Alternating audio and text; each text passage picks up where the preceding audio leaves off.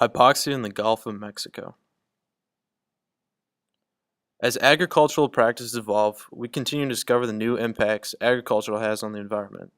Unfortunately, some of these impacts negatively affect the environment. Some negative outcomes are caused by agricultural runoff, which can harm the surrounding area of farms, as well as causing hypoxia in the Gulf of Mexico every summer. Now, you might be wondering what hypoxia is and why it's so harmful to the environment. Well, Professor Mark David explains. Well, hypoxia is a condition that forms in the Gulf of Mexico each summer, and it's due to the fresh water and nutrients that come down the Mississippi River, so mainly nitrate, and it causes an algal bloom in the near shore part of the Gulf of Mexico. The algae die and use up the oxygen, and so it's a low oxygen area.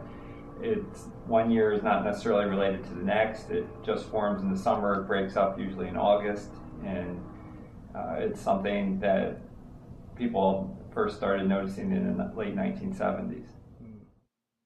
So to recap what Professor David said, fertilizers that farmers use to feed their crops isn't entirely absorbed by the plants, and some of it runs off into rivers feeding into the Gulf of Mexico, which creates algal blooms that consume a large amount of oxygen in the water.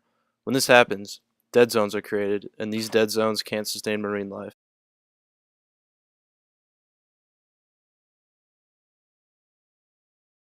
I mean, most farmers aren't doing anything to prevent nutrient loss.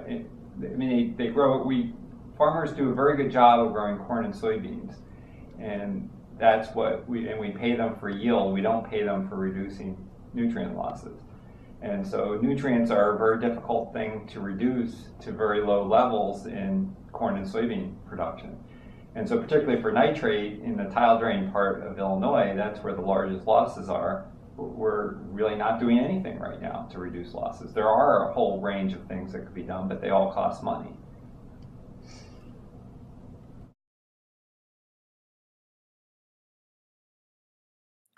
Like Professor David just explained, some farmers just don't want to spend the extra money, but others are just simply unaware of the issue.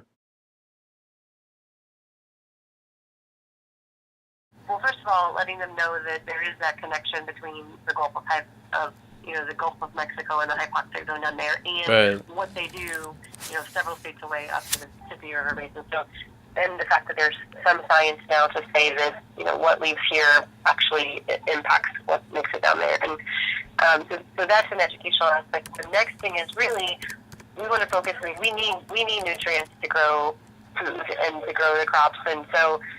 It's a nutrient loss reduction strategy, not necessarily a nutrient reduction strategy. So we're not saying, and neither is Illinois EPA, that you have to reduce the amount that you use. Just the focus then becomes how do you use it most efficiently.